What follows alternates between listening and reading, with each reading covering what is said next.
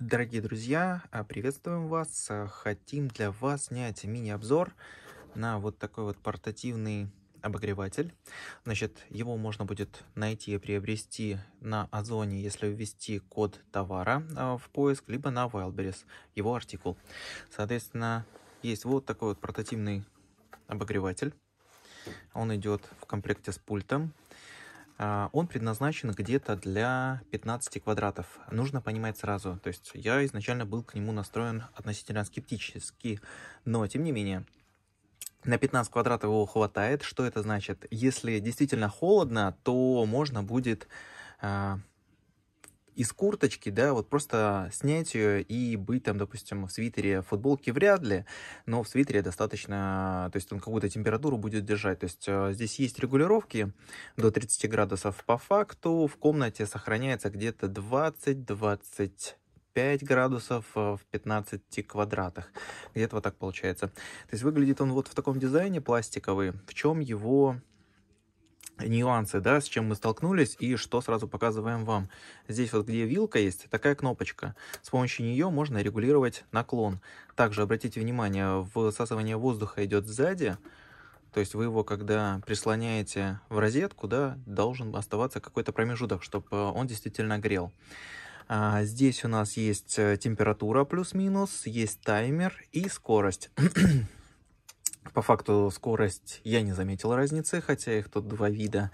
Значит, температуру можно регулировать, таймер ни разу не пользовались, и, соответственно, все те же самые кнопочки есть на пульте. Показываю, как это все дело работает. То есть мы вставляем его в розетку, включаем, и он начинает дуть.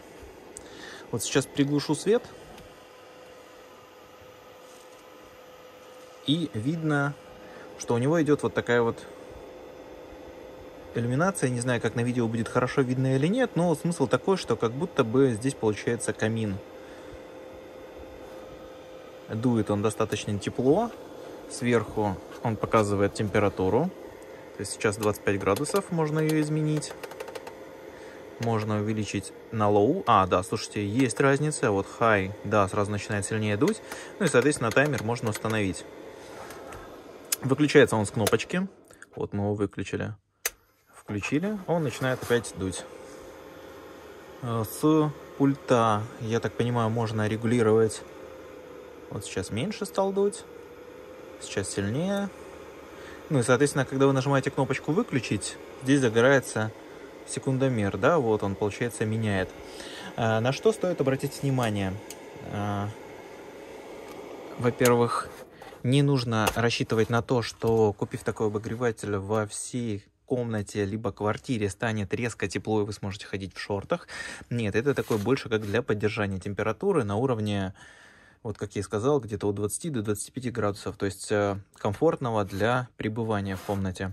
Соответственно, не нужно пробовать крутить это, не нажав эту кнопочку, то есть ее сначала нужно зажать, а потом уже менять положение, потому что мы такими пользуемся, и первый у нас сломался, потому что мы его вставили в розетку и пробовали, соответственно, сами корректировать.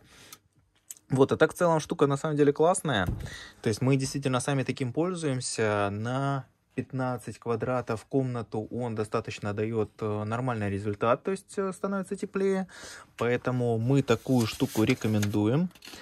Но, опять-таки, понимаете, что он, конечно же, не заменит полноценного большого, да, обогревателя, но температуру на одном уровне будет поддерживать. Надеюсь, что это видео будет для вас полезным, чтобы вы, в принципе, понимали, да, вот его габариты, то есть я держу в руках.